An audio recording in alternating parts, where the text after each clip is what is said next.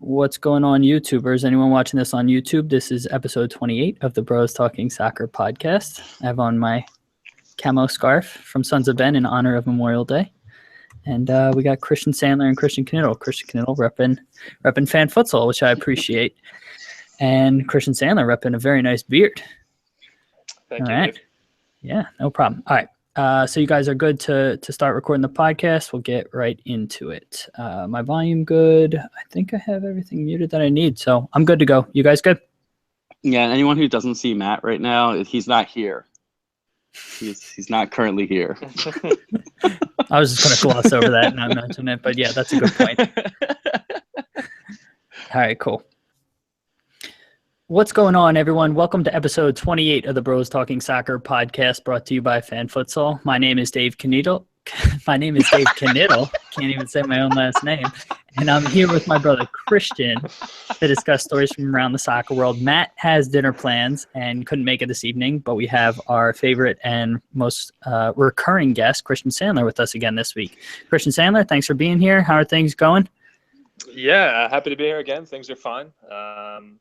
I think maybe I'll just sneak into the panel full time at some point. Just thought you guys known. Absolutely. How are you doing after the Fulham loss in the playoffs? Have you recovered at this point? I'm sorry to bring it up. No, I haven't. Thank you for that. Nope, have not recovered. Probably won't until we get promoted. So who knows when that'll be. Okay. All right. Well, sorry to bring that up. Christian, how are you doing? Yeah, Christian Knittel? What was that last name you said there? Knittel. So I'm doing pretty great over here. Not really much to complain about. My parents and Matt just got home from Niagara Falls, and so I'll give them a shout out since Matt's not here to rep it. Looked like they had a lot of fun, but I'm doing good. Yeah. Great. And I'm doing well, guys. Thanks for asking. I got on my camo scarf for Memorial Day. Hope everyone had a good Memorial Day. Shout out the troops. Thanks, everyone, for your service and sacrifice. So just wanted to throw that out there. And Christian, there we go. Christian Knittel, do you happen to have a trivia question for this week? I wrote one down and I left it at work, actually. Well, that is great. So we'll just leave it for this week and try to remember one for next week. All right. So before we get into our topics, let me quick tell you about Fan Futsal. So we're all busy people, right? We barely have enough time to read or check all our snaps, Twitter feeds, and Facebook profiles, let alone eat or sleep. With so much of our time already accounted for, who has the time to spend hours on fantasy soccer research? Not me, and I'm assuming a lot of you don't either, which is why Fan Futsal is the perfect game for you. In Fan Futsal, you select 5 clubs instead of 8 to 11 individual players for your weekly fantasy teams. You then use your knowledge, skills, and intuition to arrange those clubs into a formation and positions that emphasize different scoring attributes. Our only fantasy scoring elements are goals scored, goals conceded, and the result of the match, so you only need to follow match scores. If you've never played fantasy soccer before, or if you have played and don't love the experience, Fan Futsal is the game for you. You don't need to worry about lineup rotations or player injuries. You don't need to follow detailed player stats across multiple matches at the same time. Plus, it's really easy and quick to set lineups on Fan Futsal. We have games from MLS throughout the summer, and we'll have Liga MX and the European games when they return in the mid to late summertime. Only takes a few seconds to sign up, and there's no long commitment since our games are weekly. Check out a unique, simple fantasy soccer experience at FanFutsal, FanFutsal.com today. Cool. On to our topics right now. Real quick, just wanted to give a shout out to Francesco Totti, who retired after his last match this weekend after being at AS Roma since 1989. He's been a pro there since 1992. Truly incredible and possibly kind of the last of his kind as a one-club man. A lot of people think of maybe Gerrard and Terry as them as well, but Gerrard ended his career with Galaxy, and Terry actually had a season on loan somewhere, but Totti never had any loans or anything like that, which I found really surprising. So he's awesome, and congrats on a great career. Yeah, don't just downplay Iniesta is doing the same, so hold up. He's not the last of his kind. He's not over yet. So I don't know if Iniesta is going to retire at Barca, if he's going to take the Xavi route and go to Qatar or China for one last payday, or MLS for one last payday. So When it happens, we can talk about it. How about that? All right. Okay, onto the meat of the podcast here. So, Christian Sandler, would you rather win a trophy or two and finish lower in the table, something like Manchester United, who finished sixth and won the League Cup and the Europa League, or Arsenal, who finished fifth and won the FA Cup, or finish higher in the table and not win a trophy, something like Tottenham, who finished second and were clearly a very good team in the league, or Man City, who finished third, neither of which won a trophy? What are your thoughts? Yeah, so I think this question totally depends on the trophy. So I've seen a lot of United fans sort of bringing up the Community Shield the past week or so.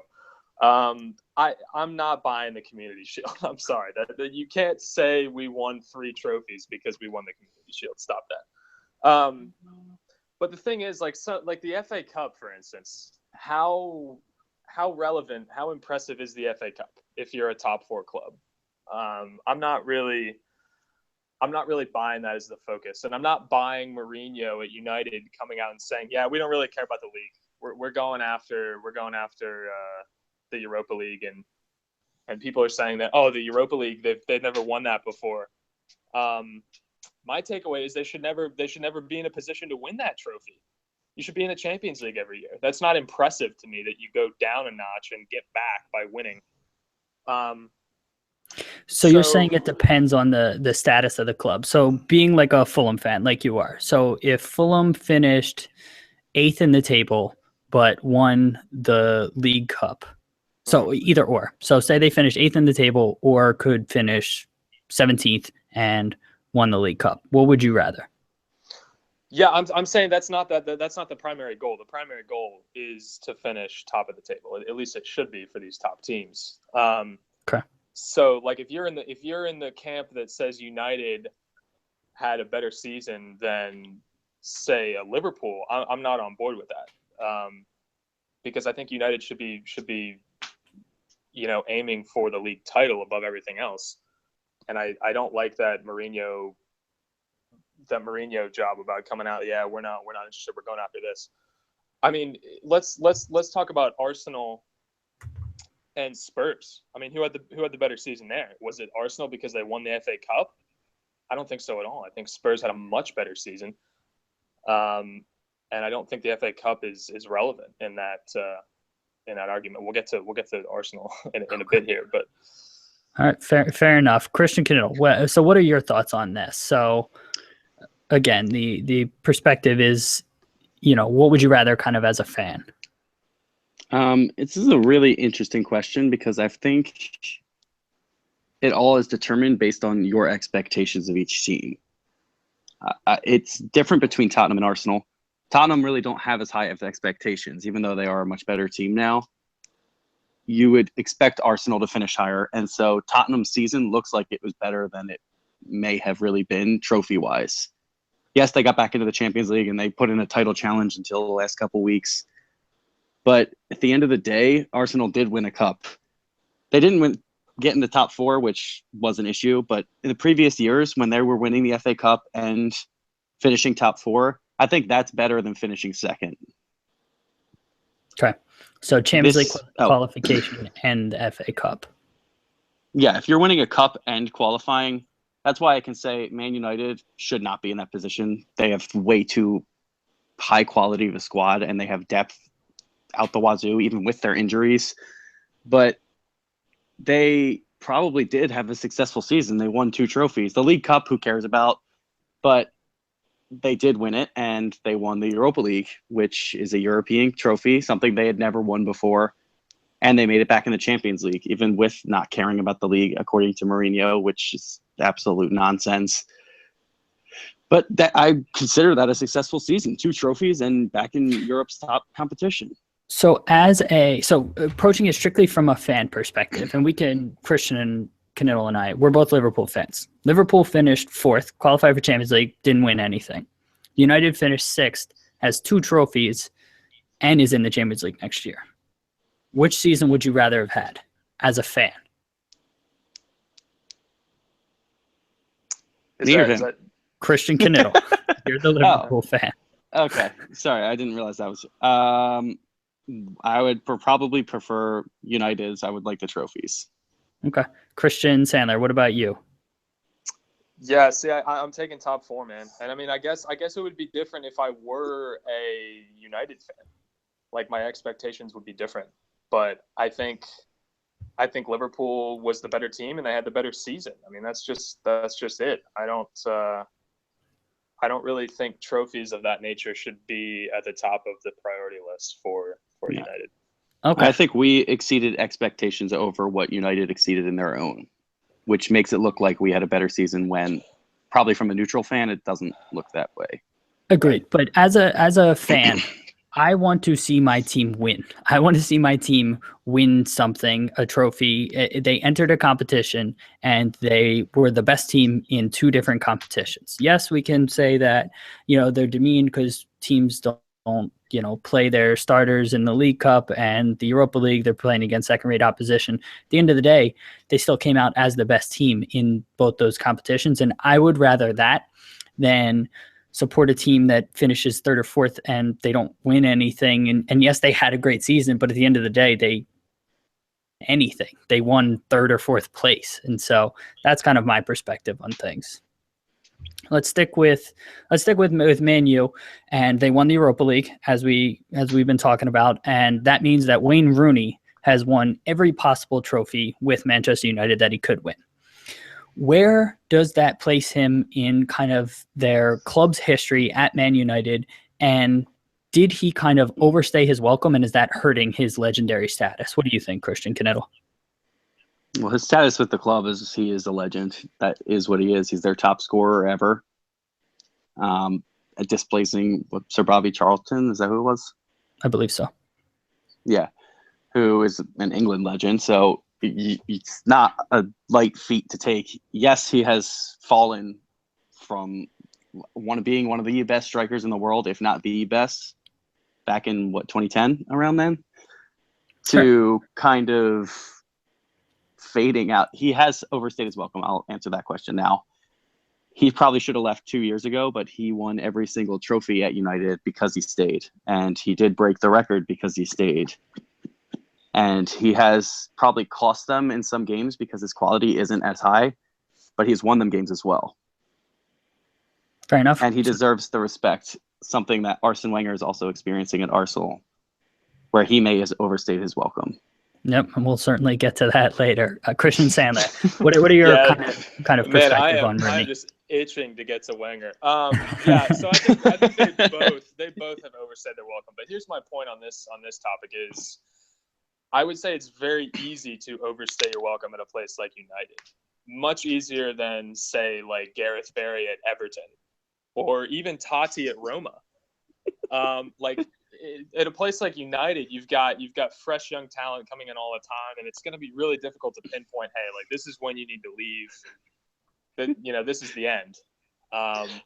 Wait, Gareth Barry's only been at Everton for like 3 years. That was the wrong name. That was the wrong name then. I know, but what? It's actually still a valid point because he's still overstayed his welcome there. I'm gonna have to get back to you on that one. But the point about Rooney is, he has overstayed his welcome. It's tough to determine, when the time is to leave. But yeah, I don't think his status is going to change in the last 2 or 3 years. It'll be the same as far as club history goes. Okay. So fair enough. So he definitely has overstayed his welcome, but it hasn't hurt his status in any way.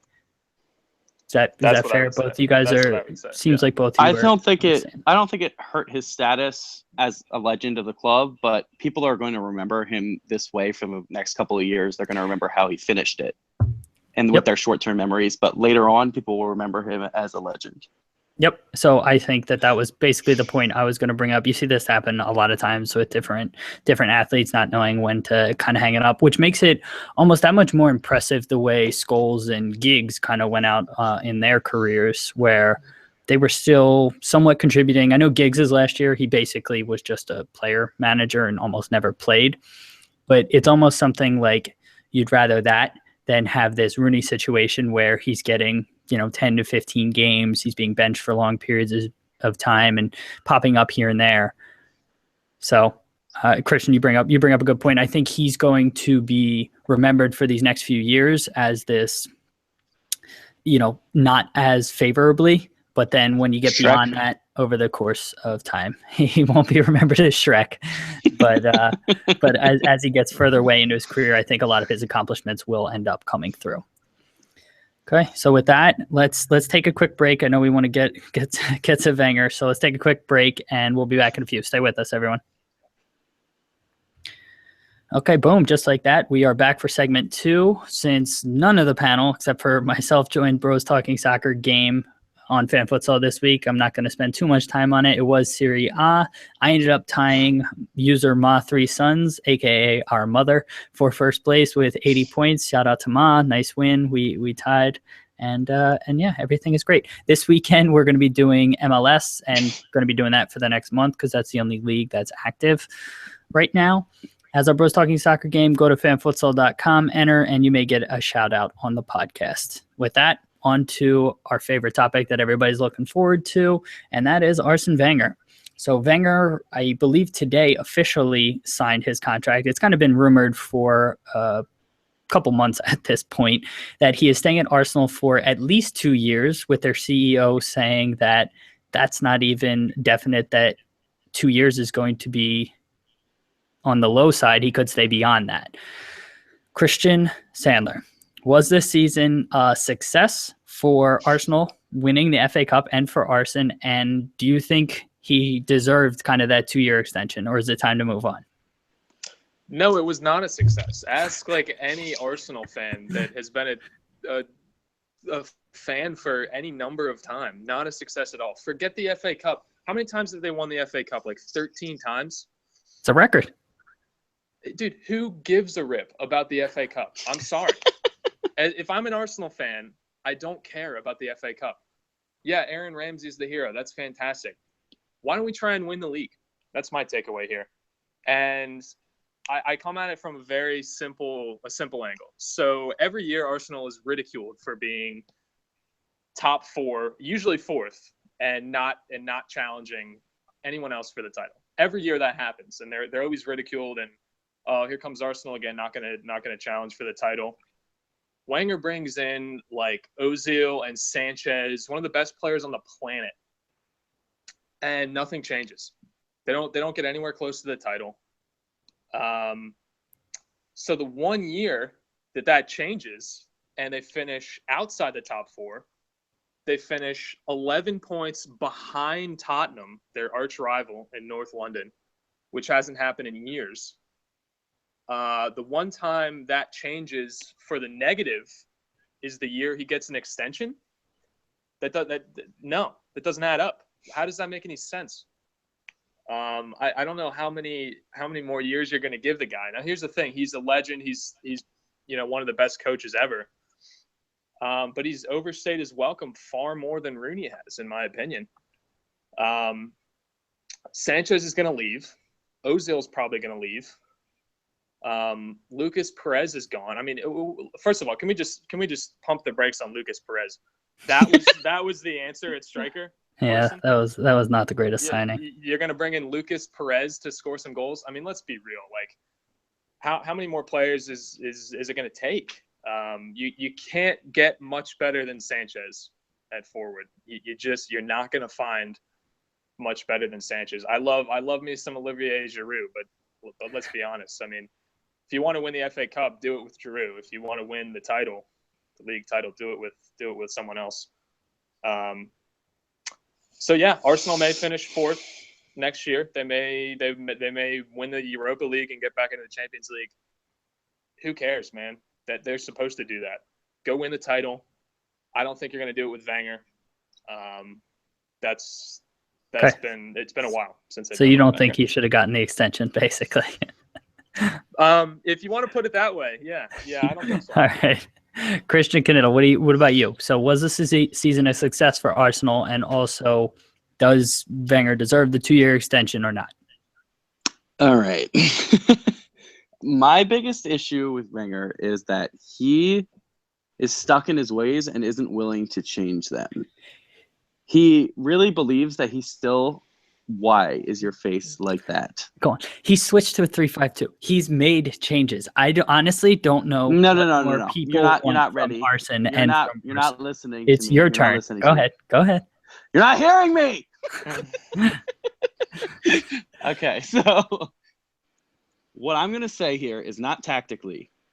The way he runs the team technically in the back room, he's not delving into the transfer market enough. Yes, he did with Sanchez and Ozil. Okay. But he's not doing it for the striker. He's not doing it. He did get Mustafi at center back this year, but other than that, he's not really digging deep in there. In center mid, they don't have that grit, that the Vieiras, that type of player.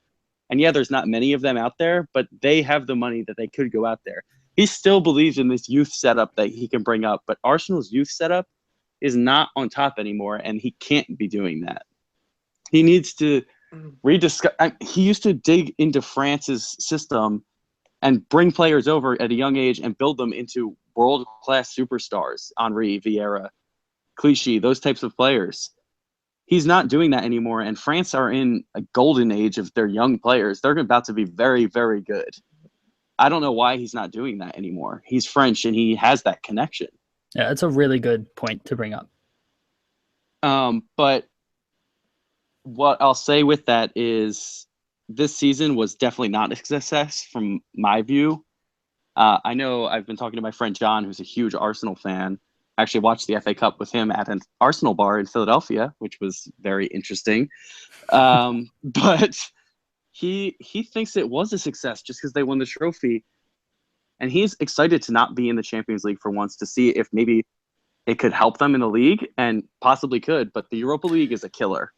Exactly. It really is. That's the thing. So where Chelsea and Liverpool benefited by not being in the Champions League, they also weren't in Europa League.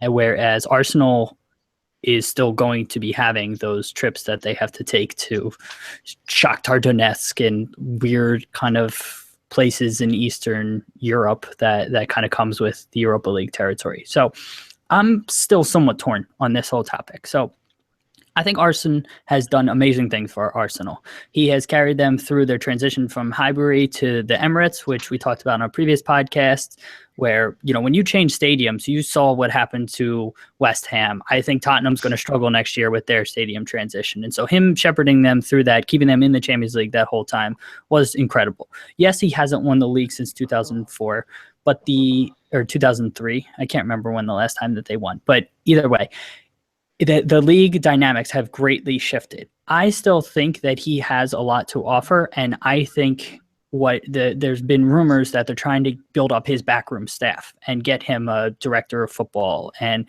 get him some recruitment tools instead of everything just flowing through him and him having all the power. I still think he's earned these 2 years, and ultimately, I think that this season was a success. They won a trophy. Yes, that they didn't come in the Champions League, but they won a trophy, and I don't think anybody was really catching Chelsea this year just with the way that they were playing. So I don't know how, and Tottenham was lights out. Tottenham were so good this year. Arsenal had the talent, but they were devastated. That's the word I'm looking for, by injury. And you know, ultimately they probably should have finished higher, but I don't think that they would have come in first or second. You know, and so that's kind of my perspective on things. I think and the other thing is, be careful what you wish for, Arsenal fans. Look at what Man U has had to go through for this extended period of time. Liverpool's been a mess since Rafa Benitez left, only qualifying for the Champions League once. I'm very encouraged by Klopp. And so these transitions after managers, not that Rafa is comparable to Sir Alex or to Arsene, but just transitions after longstanding managers can go very, very poorly. So that's what I have to say on this piece. Christian Sandler, anything else to add? Yeah, so I just think, I mean, we can criticize the signings, and I will, looking at you, Shaka. Is that guy actually good? Because he just gets red cards. I actually do think he needs to settle. I think he needs to settle. Apparently, he was a very good player, and he comes in and been sort of underwhelming. But the point is, criticize the signings if you want, and I will. They still have an immensely talented team. Like, when you have a Sanchez and an Ozil, you got to do better than that. It's got to be a question of, at what point is it not the players? You know what I'm saying? I understand there were some injuries. everyone deals with those. But at some point, when this goes on for years and years, I just think you have to point the finger elsewhere. So I agree to a certain extent. I will say Ozil and Sanchez probably have the worst attitudes as far as team players that you could possibly expect. And so they're probably not right for this team. Yes, they're supremely talented, but what this team needs is more leaders, and they're supposed to be leaders, and they're doing basically the opposite and almost tearing the team apart. So that's what I'll say in regards to them. I would like to say that, like, I know Coutinho is not on Sanchez's level yet, at least, but he is a leader of Liverpool and he's their best player. And the way he carries himself in the media, they just asked about him being signed by Barcelona. And he said, I don't ever want to play for Barcelona, Madrid, or Bayern because when I'm at a place like this, people will build statues for you. There, I'm just another player. And that's a great attitude to have. More players should have that attitude, that they want to kind of be a club legend, be remembered, not just be another number. I like that. You can argue the other way too. You can argue that people are not challenging themselves and pushing themselves to the highest level to become dominant and win those titles. But I'm completely on your board, on same page as you. I would love to see more people stick it out with either the hometown club or a club that brings them up and really sort of build that legendary status. Would you think that Sir Alex Ferguson overstayed his welcome? Are you talking to me? No, Either I of you? did not. Either of you. What do you think? It's a tough question. I'm not really thinking about that right now. I'm still on this boat here.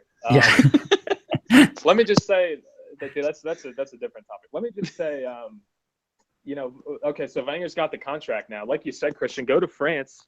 How about you go sign Mbappe? You should be over there at his house with some croissants and some tea. And there's no way. Let me just say, there's no way they're getting Mbappe. Okay, no way. No, I understand. But why? But why not? Why isn't Wenger at the forefront of that? Why can't they go get someone like Mbappe? I mean, I don't know why he's not going to get Lacazette. Or Lacazette. That's a player who's already established. So Lacazette is a better example, or somebody who we don't even know about. Go sign the next Conte, or go sign somebody who's playing in the lower divisions in France that's going to become a star. I think the Monaco players are too well known. They had too much publicity this year, and just the mega clubs are going to spend way too much money and overpay, and that's not what Arsenal are going to do. And I can't necessarily Man fault City. Them. And I can't necessarily fault them for that being their strategy. So I get your point, but Mbappe is, I think, I don't see that happening. I don't either, but I'm just saying that if you're going to take it to the next level, you're going to have to start hitting on some of these signings and not bring in a Lucas Perez and expect him to change the world. Fair enough. Yeah, well, what I'm saying is he should have been going after Mbappe last year. He should have known about him the way he used to know about Henry. Yeah. That's a completely fair point. At the end of the day, somebody is going to, I hope to God Mbappe continues on his path. At the end of the day, he's an 18-year-old kid. I don't know if he's 19 at this point. We have no idea how he's going to develop over these next few years. I'm sure he's going to get a ton of money. He's going to get a ton of attention, and just seeing how people change from how he is right now over these next few formative years is going to be incredibly telling. I hope he continues on his trajectory, but there's a part of me, and probably the majority of me, believes there's no way he can live up to whatever price tag they're going to pay and the hype that comes along with it. So I know we've kind of morphed this discussion into Mbappe at this point. So let's get back to the topics we were going to talk about, unless anybody has anything they really absolutely need to say more on the Wenger topic. No, I mean, it's at the end of the day, if he doesn't win a title, that's not good enough. That's it. But he won a title. He won the FA Cup. Okay, that's fine. If he doesn't win a league title, you're saying so the only thing that matters is league title. I'm not saying it's the only. Well, what thing if he that wins matters. the Champions League? I'm saying it's the okay, fine, good. I'm not even talking about the champion. What have they done in the Champions League? I mean, that's fine if you want to go win the Champions League, but they haven't been present there in years either. Yep. So I'm just saying the FA Cup's not good enough for me. That's all I'm saying. Okay. All right. So with that, let's move on and let's go to Italy. Let's go to Italy. Let's drink some wine. Let's chill out after that heated topic. And Serie A actually ended this season with the most goals scored per game of any of the big five leagues. for a league that's generally known to be high on tactics, especially defensive tactics, and one that generally kind of has uninteresting soccer, is it surprising to hear that? Were you aware of everything that was going on, Christian Knittel? I was aware that goals were going in the bunches in Italy, but it's still shocking to me that they scored the most goals in that league. That league has been known as the most defensive league since I've pretty much have been watching soccer. When they had Nesta, Maldini at Milan, players of Lucio at Inter, they've always been so solid defensively in Italy. It's been known as like an older, almost retirement league. Not to the likes that MLS is being labeled it, but Serie A was being notified as that. And it's surprising that after all these years, finally they're getting young, exciting players coming through, and they are banging in goals. And I think Juventus has helped that. Napoli has brought in a lot of players who used to play at big clubs, and they're banging in goals left and right. Even Roma signing players like, what are they, Mandzukic there now? No, Mandzukic is Juve. Juve. Dzeko. Dzeko's at Roma, correct? Okay. Yeah, I get them confused all the time. They look the big tall guys. Yeah. But yeah, the top teams in Italy have been very entertaining, and even clubs like Milan, they're not really built from the back anymore. They're building from the front and going back, and now they have all their money. It'll be interesting to see how this league progresses over the next couple of years. Yeah, I agree. So Christian Sandler, was this surprising for you to hear? Have you kind of been following Serie A? Yeah, it definitely was. I don't follow Serie A. I really only watch the Italian clubs if they get into Europe. But I certainly think of Serie A as like hard-nosed Juventus defense that Conte has sort of brought over with Chelsea. So my first question on this is like, what's the bottom half of the league look like? I mean, are all these goals coming against lesser sides at the bottom of the table?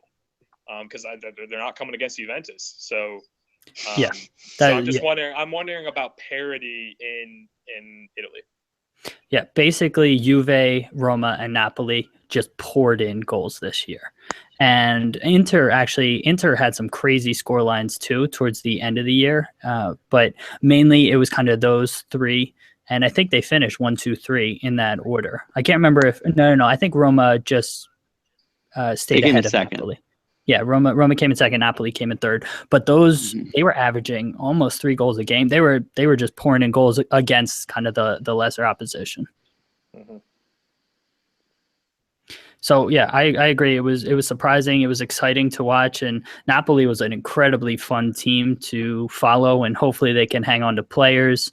I believe that there's some new things that the Italian league has been trying to do over the last few years, where within their contracts they don't have buyout clauses if they're going to be bought by other Italian clubs. And what this is intended to do is every summer Juventus goes and buys the best 2 or 3 players at their rivals and basically just cripples them. So they've done it to Roma. Generally it's Roma, but they've done it to their other rivals as well. They saw it last year with Napoli and Higuain. And so hopefully that kind of new sort of initiative with the contracts allows these clubs to retain their players, at least within the league. If they want to sell them overseas, whatever, that's fine. They can use that money and reinvest it. But what's hurt Serie A for so long has been Juventus basically plucking the best players every year. And so hopefully that can change, and this exciting attacking soccer can just build across the league rather than just at Juve. Boom. Anything else to add, Christian Knittel? I don't think so. Christian Sandler? I'm all set. Cool. All right, let's take one more break and we'll end with some fun topics. Stick around. Okay, we are back. This weekend we had 2 different playoff finals in Germany and then in England. I'm sure there were other finals or whatever the heck you want to call it, but we're going to focus on Germany and England.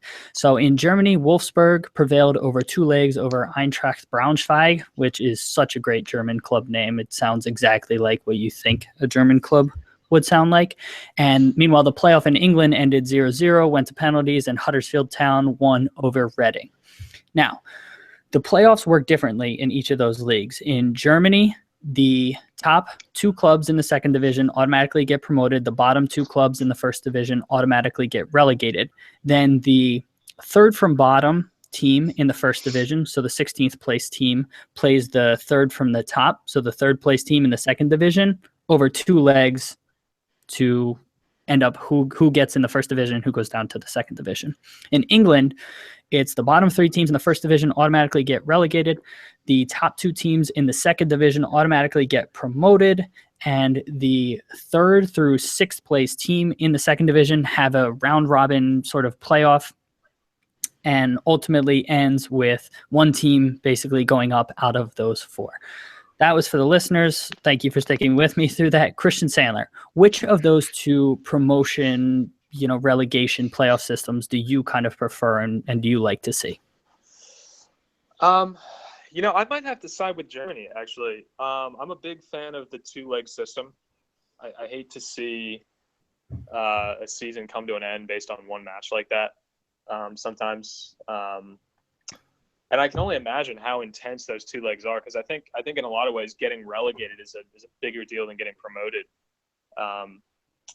And I can tell you that the championship promotion playoff is a pretty intense time.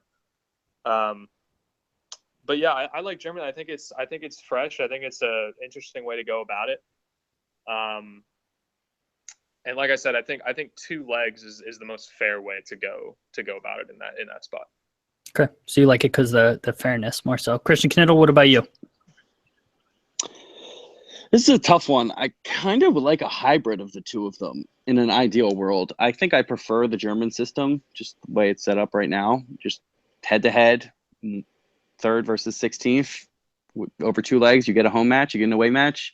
You see where you belong pretty much. But I would like to see, in an ideal world, the top 2 and bottom 2 just switch as is already.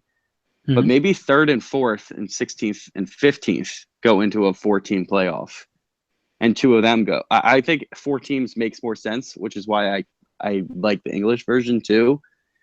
I don't think 2 teams is enough for a playoff, but the way it's set up right now, I like both of them, but I think it could be better. So you like giving the first division clubs one last chance rather than staying cut and dry in England. Hey, you weren't good enough this year, you're going down, and then kind of having the second division clubs fight it out.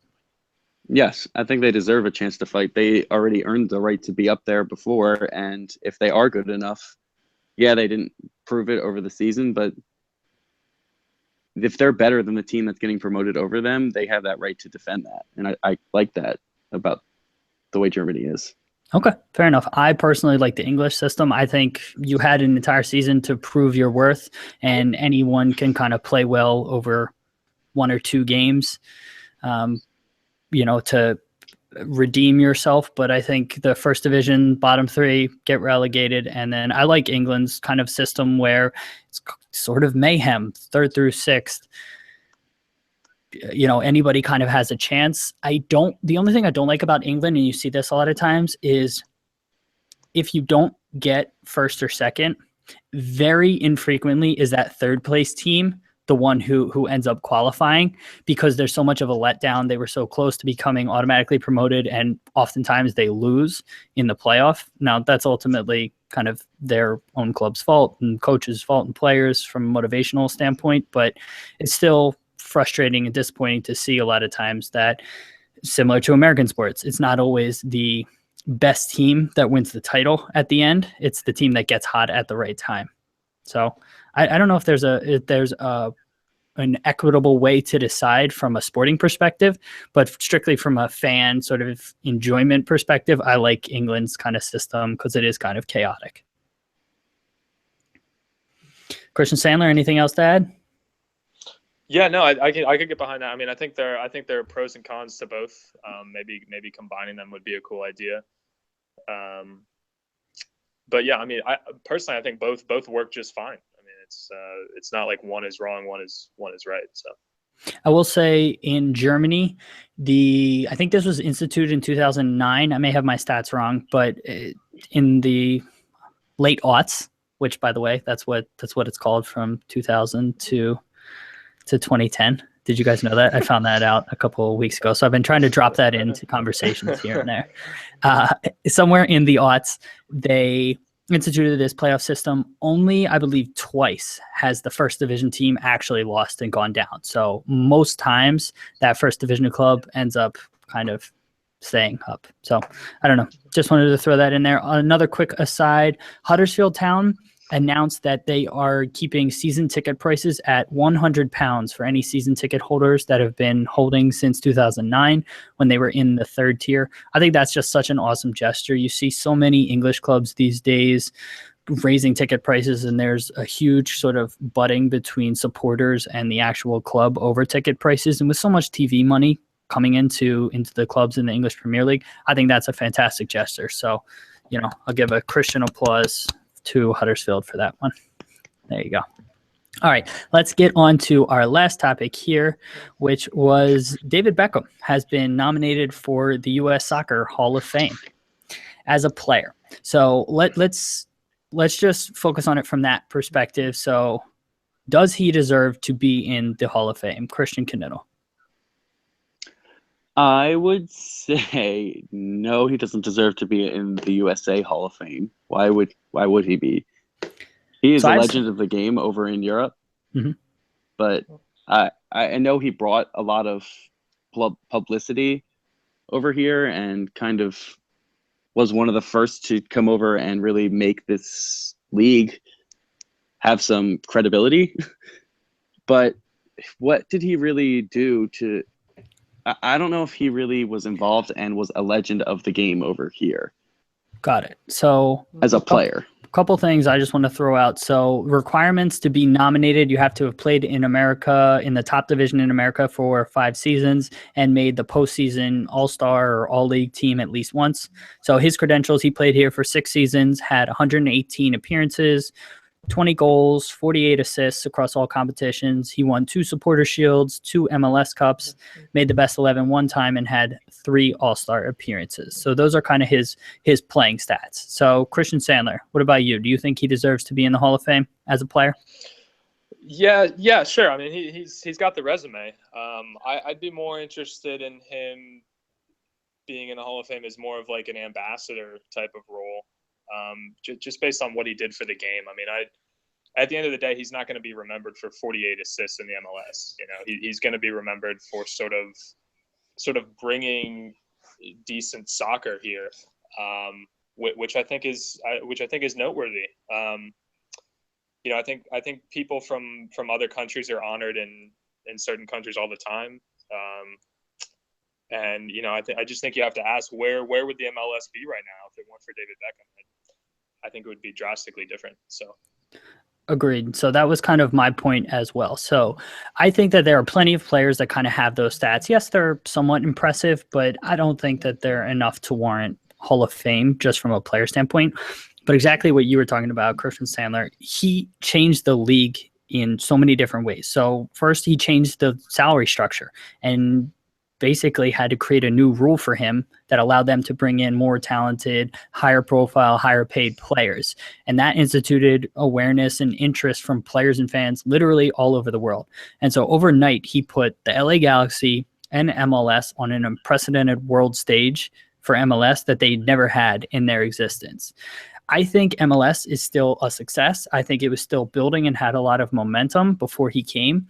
But I don't think it is where it is today without Beckham coming here. And so I think he deserves to be in the Hall of Fame from, an ambassador or, whatever you want to call it. I know that they sometimes have front office people in there and whatnot. So ambassador is probably the best word. I think he deserves to be in there for his contribution to U.S. soccer from that perspective.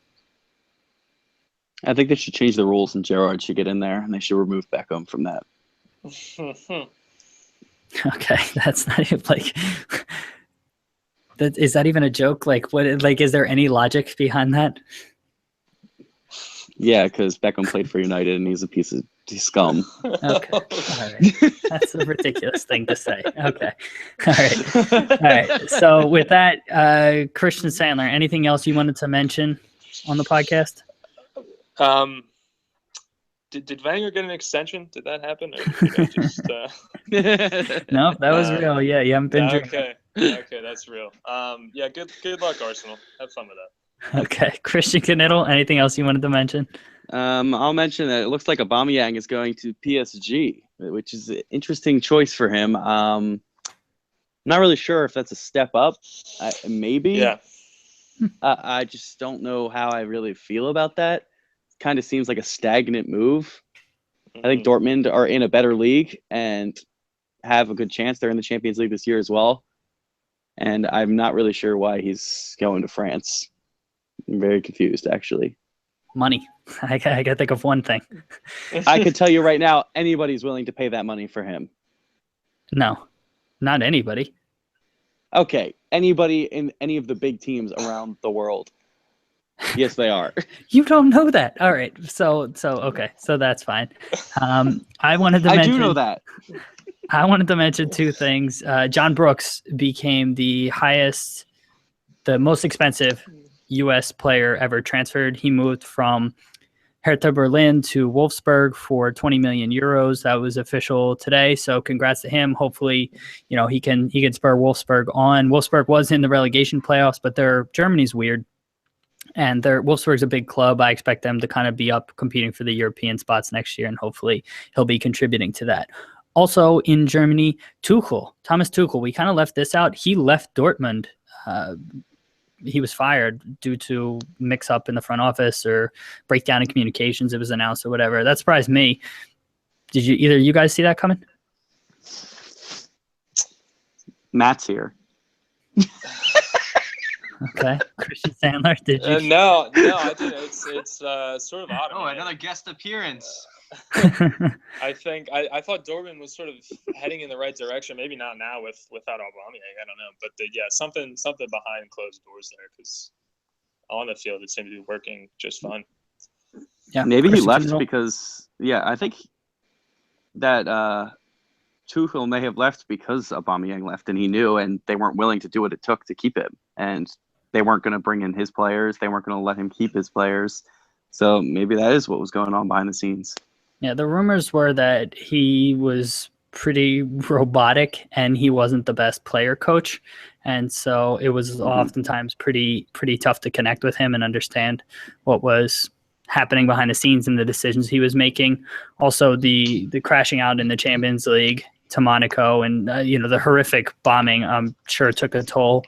But there was apparently a lot of miscommunication associated with that, where allegedly Tuchel said he would play, and then after they lost, he said that they didn't want to play, and then now it's all he said, she said thing, where Tuchel is saying, no, that's not. He always said he didn't want to play.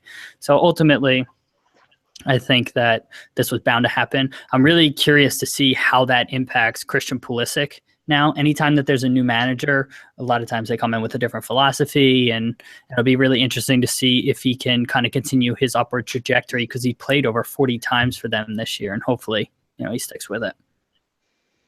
Yeah, I read an article, I think it was today, about how Tuchel lost Schmelzer and Royce in the dressing room. Like, they both didn't want anything to do with him. Yeah. And Schmelzer is the captain of the club. When your captain and your manager are not getting along, things are not going to go well. And I mean, they made the Champions League, but things did not go well, and Tuchel is gone. Yeah, Tuchel subbed out Schmelzer in the final of the DFB Pokal this weekend at halftime. That was a big decision. Ultimately, it was the right decision, and they won, but I'm sure that may have contributed as well. Okay, that's all we have for this week. We will put links to all the stories we talked about today in the show notes, and we will also tweet them out from our Twitter handle, which is @BTSoccerPod. If you want to get in contact with us, you can tweet at us or email us at bros.talking.soccer@gmail.com. Everything was brought to you by Fan Futsal, www.fanfutsal.com, a new way to play fantasy soccer. Check that out. Christians, thanks for being here, and thank you all the listeners for tuning in this week. We'll talk to you next week. Cool. Good job, guys. I thought that went pretty well. Yeah. What was that thing about Gareth Barry that I fucking botched? Is that not? So is there not a guy at Everton that's been there forever? Did I make that up? Leighton Baines? But Leighton Baines is still pretty good. He hasn't overstayed his welcome. Like, Tony Hibbert was there for a while. Leon Osman. Jagielka. Maybe? Osman, I don't know. I was just thinking. Osman's not. Yeah, I must have blew it. No, but Everton fans have actually been bitching about Barry for like over a year at this point. He's only been there for a couple of years. Yeah. So your point still stands that, a player just kind of staying at a level beyond where he should be, but he certainly isn't a club legend. Yeah, man, that's true. Big fuck you, Gareth Barry. Okay. All right. YouTubers, we're going to stop this now before we insult anyone else.